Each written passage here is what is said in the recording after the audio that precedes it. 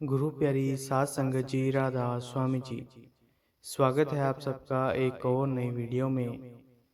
संगत जी, ये बात सतगुरु महाराज जी के समय की है, जब एक सत्संगी ने सतगुरु से कहा कि हे सच्चे पातशाह, मैं अपनी तकदीर से बहुत परेशान हूँ।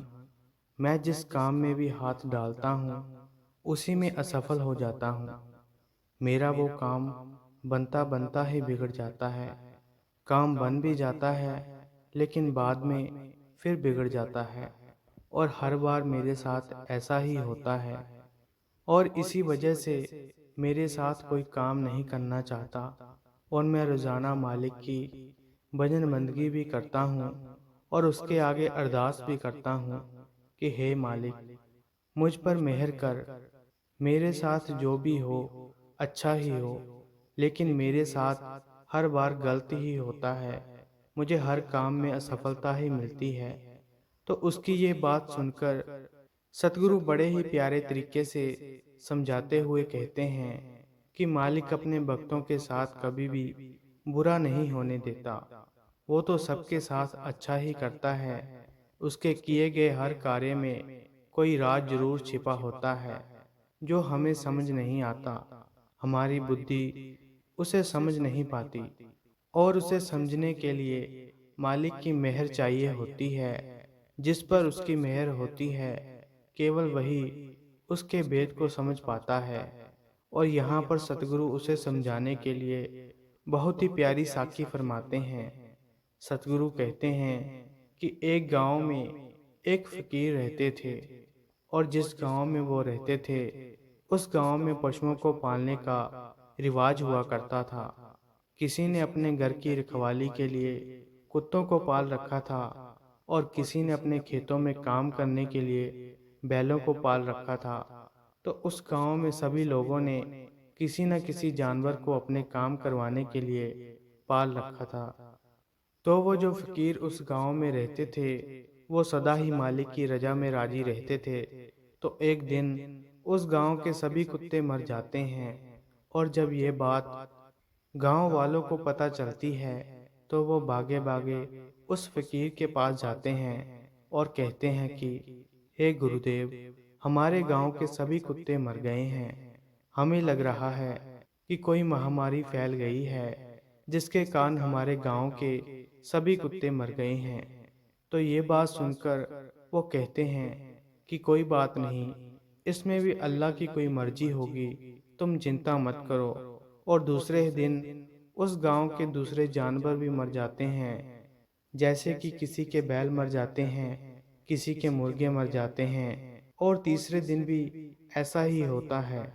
तो गांव वाले परेशान होकर फिर उस फकीर के पास चल पड़ते हैं और कहते हैं कि हे गुरुदेव, पहले तो हमारे गांव के सभी कुत्ते ही मर गए थे, और उसके बाद हमारे पशुओं की मृत्यु होने लगी है। किसी के बैल मर रहे हैं, तो किसी के मुर्गे मुर्गियां मर रही हैं। ये अवश्य ही गहरी चिंता वाली बात है। ये अवश्य ही कोई ऐसी महामारी है जो हमारे जानवरों को मार रही है। हमें जल्दी से जल्दी इसका कोई उपाय करना होगा, नहीं तो हमारा बहुत नुकसान हो जाएगा। क्योंकि इसके बिना हमारे काम रुक जाएंगे। हमारी खेती हमारे बैलों की वजह से ही होती थी, और कुत्ते हमारे घरों की रखवाली किया करते थे। लेकिन अब तो सभी जानवर मर गए। अब हमें अपनी चिंता सताने लगी है कि कहीं ये महामारी इंसानों में ना आ जाए। तो कृपया हमें इसका उपाय बताएं कि हमें अब क्या करना चाहिए। तो उनकी ये बात सुनकर वह फकीर कहता है कि इसमें चिंता करने वाली कोई बात नहीं है। आप इतनी चिंता क्यों कर रहे हैं? वो मालिक जो पूरी सृष्टि को चला रहा है, क्या उसको इसके बारे में नहीं पता? क्या उसे हमारी परवाह नहीं है? वो सब जानता है, और ये जो भी हो रहा है इसमें जरूर उसकी कोई मर्जी होगी। इसीलिए हमें चिंता नहीं करनी चाहिए। हमें सब कुछ उसके ऊपर छोड़ देना चाहिए, क्योंकि होता तो उसकी मर्जी से है। हम तो उसकी कठपुतलियां हैं, उसके इशारों पर नाचती हैं। तो उस फकीर की ये बात सुनकर कुछ गांव वाले नाराज हो जाते हैं और कहते हैं कि पिछली बार भी जब ऐसा हुआ था, तब भी इन्होंने ऐसा ही कहा था कि सब कुछ उस मालिक की मर्जी से हो रहा है। जबकि ऐसा कैसे हो सकता है कि सभी जानवर एक साथ इकट्ठे कैसे मर सकते हैं और हमारा इतना नुकसान हो गया है और ये ऐसी बातें कर रहे हैं। तो कुछ गांव वाले नाराज होकर वहां से चले जाते हैं और उसके कुछ दिनों बाद ही रात के समय उस गांव में डाका पड़ जाता है। डाकू लूट मार करते करते उस गांव में भी आ जाते हैं। रात का समय होता है, तो जब वो दूसरे गांव से लूट मार करके इस गांव में प्रवेश करते हैं और देखते हैं कि पूरा का पूरा गांव बैरान पड़ा है। यहाँ पर कोई हलचल नहीं हो रही। गांव में कोई कुत्ता भी दिखाई नहीं दे रहा, कोई बैल दिखाई नहीं दे रहा। तो ये सब देखकर जो डाकुओं का सरदार होता है वो कहता है कि ये गांव वीरान पड़ा है, लगता है यहाँ कोई नहीं रहता, चलो आगे बढ़ते हैं, किसी दूसरे गांव में जाकर लूटमार करते हैं। तो वो इस गांव को छोड़कर चले जाते हैं। और जब सुबह होती है तो गांव वालों को इस बात की खबर होती है कि डाकू दूसरे गांव से लूटमार करते हुए हमारे गांव में भी आए थे। लेकिन हमारा पूरा का पूरा गांव वीरान पड़ा हुआ था, क्योंकि किसी के घर में भी कोई पालतू जानवर नहीं बचा था जिससे कि उनको इस बात की खबर होती कि इस गांव में भी लोग रहते हैं। तो जब ये बात गांव वालों को पता चलती है तो वो फिर भागकर उस फकीर के पांव पकड़ लेते हैं और सभी उनके पास इकट्ठे हो जाते हैं। तो वो फकीर गांव वालों को समझाता है कि हमें कभी भी अल्लाह से, उस मालिक से किसी भी बात की शिकायत नहीं करनी चाहिए कि वो ऐसा क्यों कर रहा है, क्योंकि वो जो भी करता है हमारे लिए अच्छा ही करता है। लेकिन इंसान कभी कभी उसकी रजा को नहीं समझ सकता, क्योंकि जब बच्चा पेट में होता है, अभी 4 ही महीने हुए होते हैं, और वो मालिक बच्चे में जान डाल देता है और हम माँ के पेट में बिना श्वास के रहते हैं। जो हमें बिना श्वास के माँ के पेट में रख सकता है और हमें बिना मुंह के माँ के पेट में भोजन दे सकता है, क्या वो इस संसार में हमारी रखवाली नहीं कर सकता? क्या उसको नहीं पता है कि हमारे लिए क्या अच्छा है और क्या बुरा है?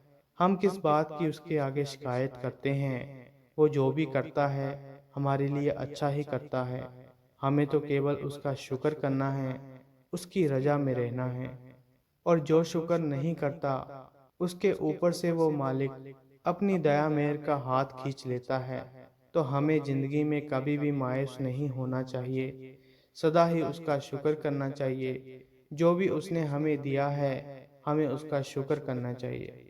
दुख में भी उसका शुक्र करना चाहिए और सुख में भी उसका शुक्र करना चाहिए।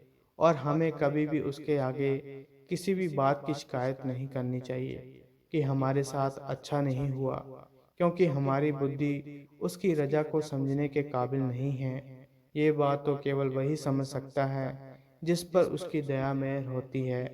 अंत में सतगुरु कहते हैं, तो जिंदगी में कभी भी हमें मायूस नहीं होना है, परेशान नहीं होना है, उसकी दी गई दातों का शुक्र करना है, उस मालिक की भजन बंदगी के लिए वक्त निकालना है।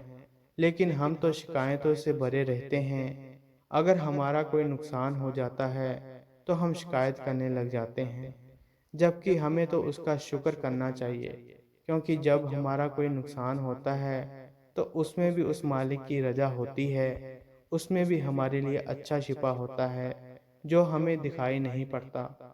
और अगर मालिक हमारे लिए एक रास्ता बंद करता है तो 10 और खोल देता है। तो संगत जी, अगर आपको ये साखी अच्छी लगी तो लाइक शेयर और कमेंट करें और चैनल को भी सब्सक्राइब जरूर करें जी। राधा स्वामी जी।